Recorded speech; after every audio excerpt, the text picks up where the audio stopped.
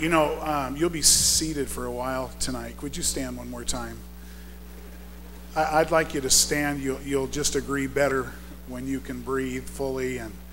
And I want us to pray for our nation and join our hearts together for the men and women in uniform. Would you bow your heads with me, please? Father, we pause this evening, as many of us do daily and weekly, and we remember those in prayer that are in uniform around this world. Father, we pray for them, for your hand of protection upon them. We pray for blessing on their families who are in times of separation. We pray for those who have lost family members, that your Holy Spirit will minister to them comfort and help.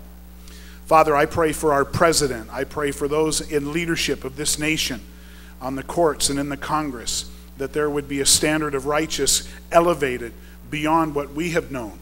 Lord, I pray for those men and women of faith that move through the corridors of power, that their influence would expand and that they would be able to be a voice. Sometimes it feels like a voice in the wilderness, but nonetheless a voice for righteousness and for truth. Give them wisdom in how they speak and how they lead.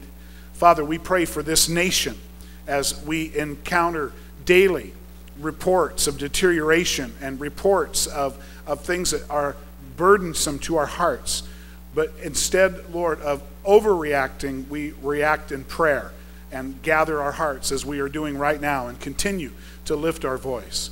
We pray for this nation, that indeed it might continue as one nation under God. And Father, we pray for our authorities as you've commanded us in Scripture, and we do it with all of our heart, and we pray it in Jesus' name. Everyone said? Amen and amen. Go ahead and be seated again.